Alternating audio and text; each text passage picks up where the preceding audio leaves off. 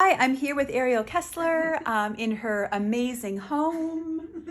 Look at this insanely cool place. We are talking about her artwork that she creates, some new piece that we have in the store. These brand new cards are going to be available tomorrow. All right, Ariel, yay, so good to be here.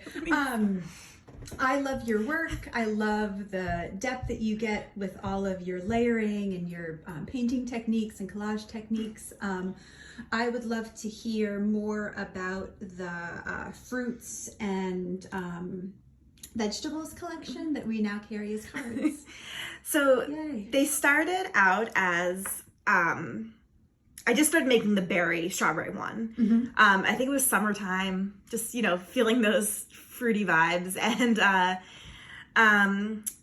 got this kind of idea that eventually, and hopefully this will happen, maybe it's like my 5-year goal is to do a children's book with them. So exciting. Yeah. Absolutely. So I was thinking kind of like the alphabet, using the alphabet and then pairing that with fruits and veggies, different ones. So that's kind of how it started. And it will go there eventually, but I've definitely gone back and forth with, what I want to include. So you can kind of see some of them, like I got my ABCs, but some of the other ones are taking me a little while to fill in. That's my meal. I really wanted to try doing something. I tend to work really, I'm not gonna say messy, but just like a lot going on at once. And I really wanted to challenge myself to make sort of a more simple design, working just on a white piece of paper, which is not easy for me because it's hard to keep it clean. And just making kind of really colorful graphic images that are fun and just really happy, and making a series of them. And they've been really fun to make. And so I'm continuing to make them, although sometimes I go back and forth. I start a new project and I come back to them, but they're always there for me to continue. They're so cool. They remind me of the Very Hungry Caterpillar by Eric Carle, which is the best. He's definitely an inspiration for me, for sure. And I hear that a lot, and it's always just like, oh, I'm doing something right. You're on the right path. Yeah. Awesome. All right.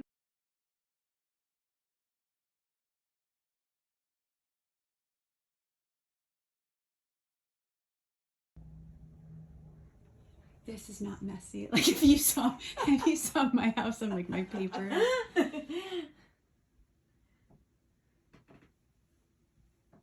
Yeah, like look at all this. So cool. Yay. Hi. National Geographic.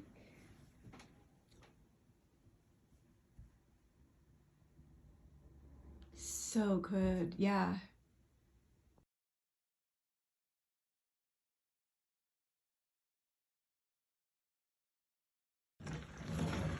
Oh, look at this.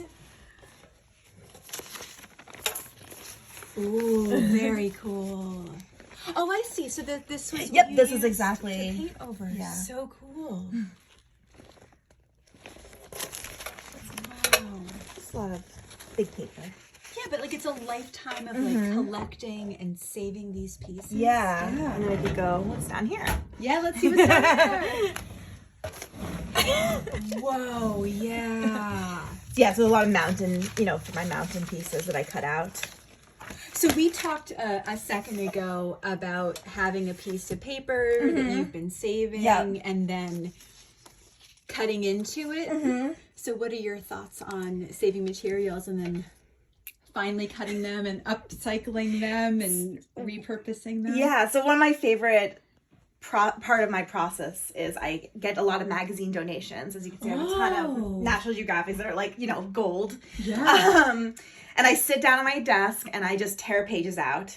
And I might not even have an idea for it right away, but I know it inspires me or it's something I like to look at. So I just save it. And that's where my flat files come into play, because I can just store them here. And then when I have a project in mind, I can just start going through them. And then it's like a second treasure hunt. It's so like cool. There are layers of just finding fun stuff. Yeah. So you don't like scan them in and work on the computer? Nope, it's all hand done, all hand cut out. That's X-Acto super knife, cool. little scissors. Yeah. Yay! Tools of the trade. So cool. That's awesome. Yeah. That's really, really cool. So I would love to hear about this piece, this mountain piece. That is a new commission I'm working on that is inspired by the Mary Oliver poem Wild Geese. So the customer wanted the poem. She wanted it on mountains. She really liked more neutral colors, so I made a lot of paper. That's where cool. I mean, I love color, so to work in neutral is not super natural to me. But so I had to add a little bit of color, and it adds texture. So this piece in specific, I use gouache and acrylic, and then I add salt, and that's how you kind of get these little chemically reactions, and it adds a lot of texture, and it makes it feel like it's really like a rock or a mountain. There's like whole worlds and yeah, exactly. Yeah. So I make paper I paint huge pieces of paper and then I cut it down. So I tear it apart and go from there. Well, yeah, it's an incredible piece.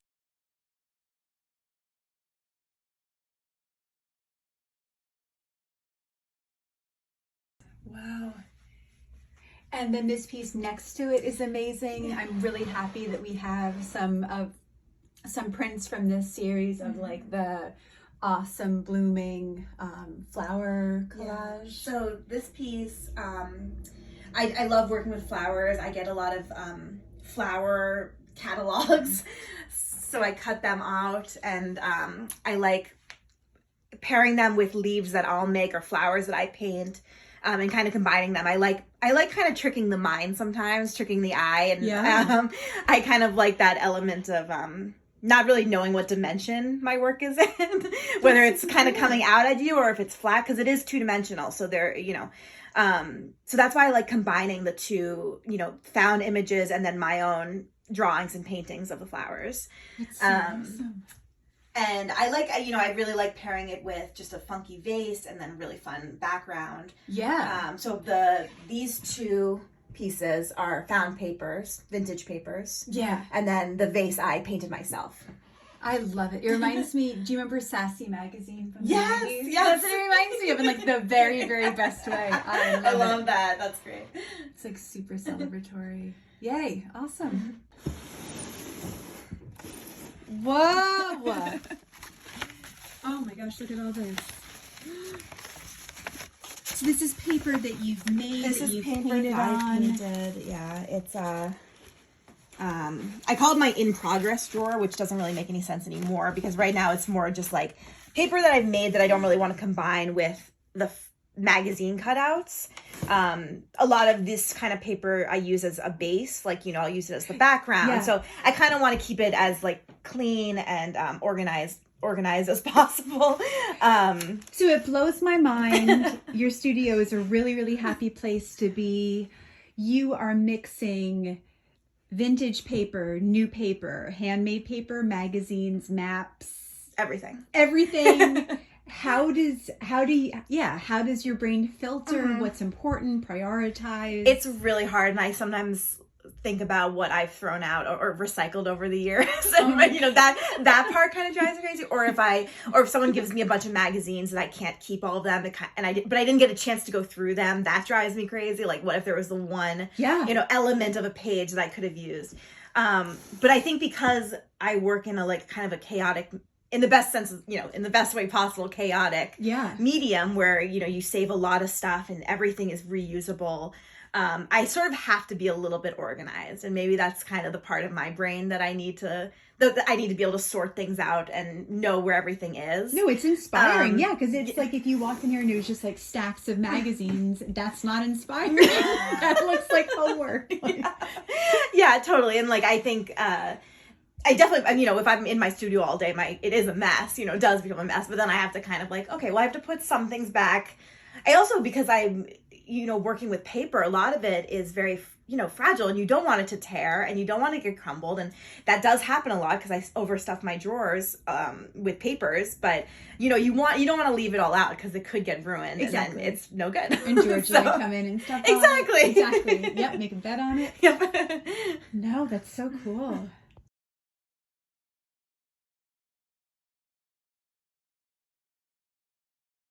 I would love to hear about this piece. So this one I just finished last week, and I really want to start it. I wanted to start making really large vases of flowers because I love working smaller. I think that's a really fun part, but working bigger is really harder, especially when you're using found material because you can't always find it, in a larger way, So I've been trying to challenge myself to kind of work larger. And this one, I just wanted to make a really, really bright colored piece that kind of looks unnatural at times. It's so, but also hyper natural. Yes, exactly. So awesome. So this was a really fun piece for me, and I love to work in bright colors. So this totally checked all the, the boxes of what I like to make. It's awesome. And I plan on doing more, I think. So yeah, it'll be fun. we love your new collection. Yeah, that's awesome. Yeah.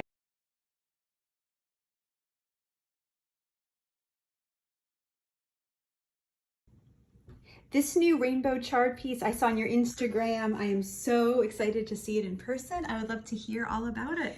Yeah, so this is part of my fruits and veggies series, and my boyfriend was making rainbow chard one night, and I looked at it and I was like, this is so beautiful. I've never really thought about chard as being as beautiful.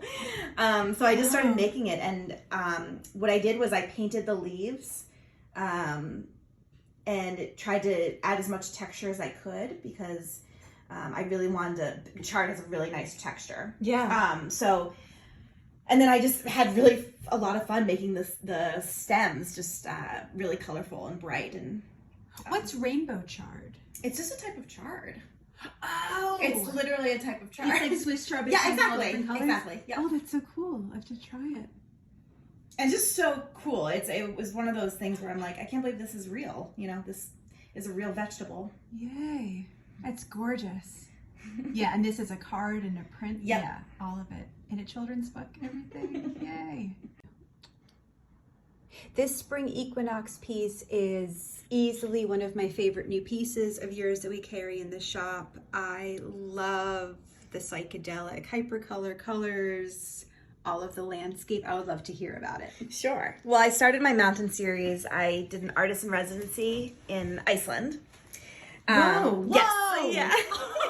In 2019, so that's when a lot of the mountain series pieces started. Holy shit, Iceland! Yeah, and when I was there, you go to a place like Iceland and you don't realize how big the sky is until you get there. It's so big and you're so small, and you have those moments of, because I was living in a village of about 150 people. So I would go days without speaking to another person, and it was great. It was really a great time to work. So I started the mountain series then, and then I got really interested in mountainscapes and how you could play with that without making it so traditional. So I got really into the idea of combining different mountains that I found in magazines or that I just cut out myself, and just layering them. It didn't matter the season, didn't matter the coloring, just really playing with the different colors and layers. And that became really fun for me. And it kind of, I started playing with the idea of imaginary worlds. Oh, totally. This could be on another planet. I want to go there. Yeah, exactly. I want to go to there. So, and I love that. I love that idea that this space doesn't exist anywhere, even though I'm using real places, real mountains that I haven't kept track of where these mountains came from, but it doesn't even really matter to me because it's a new place altogether. It's so dreamy, yes. And then some of my pieces, like this one, I like putting a small element in it, or like this right here, that little animal. Oh, I didn't even see Yeah, him. because I want the scale to be so just. So you and I have talked a little bit about craft shows. Anybody who has done the craft show scene knows very well about tubs and suitcases full of materials and how that's the haul, that's part of the gig. How do you like doing craft shows? I love them. Yay! I started doing shows full time about 6 years ago. Oh, wow. And before then, I was doing mostly exhibiting my work in galleries and, a few, and, it just didn't feel like my work was the right fit in those spaces. I wasn't earning enough to live off of. A friend of mine invited me to do one of her shows that she ran in Boston.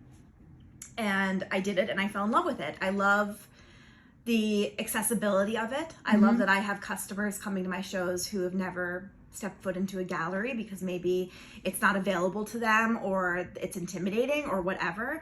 I love interacting with my customers. Totally. When you have your work in a gallery, you have someone there selling for you, and that's fine and great, but I love talking to people and I love hearing from people and hearing what they like and what they don't like, and it's all part of my art making experience and learning, and it's important. So I do them full time. I do them almost every weekend. I do at least one. Every weekend? No. This was pre-COVID. Since COVID hit, it's slowly, getting back into it, but yeah, because checking your Instagram, it seemed like you were doing them regularly, but every weekend. That's amazing. Yes, I've been trying to. It's very physically demanding. I have a show. I'll do like a 2-day show over the weekend, and on Sunday night, I need like the full Monday to retire. To just rest and get back into mental health and physical health. But I love it. It's really, when you're having a good show, nothing matters that it's tiring or it's a lot of work. It's so fun. Like when I did shows, it was like, there were some summers where I would do shows every weekend, and it was like that constant feedback that it was like critiques from art school, where like you just made something, you're like, are people gonna like it? I don't know. There's just like honest feedback of like, pieces that you sell over and over and over again. Like, what are your best selling pieces? George is barking. Definitely my mountain pieces and my fruits and veggie pieces, for sure. 100%. Yay! I think people really like them. I think, it's fun. I'll do shows where for some reason I'll do a show where people only want the fruits and veggies, and then I'll do another show where people only want the mountain pieces. Well, no, and that's the thing, like, because we want to keep Craftland fresh, so we switched out some of the fruits and vegetables, and I missed them so much. Like I love the mountains, but I miss the fruits and vegetables. Yeah, it's more just interesting from my perspective because it's like everybody thinks has the same idea of what they want, and they all come on that same day. No, it just reinforcing that what you're doing is selling. It's affordable. Like the work is great. You make it affordable. Where somebody's lucky enough to buy the original, and then and that's also something that's really important to me is keeping it affordable. I love that my customers are all ages. I get a lot of college students who are buying originals. Oh, totally. And that's really important to me because when I was that age, I wanted to buy art and I wanted to start a collection.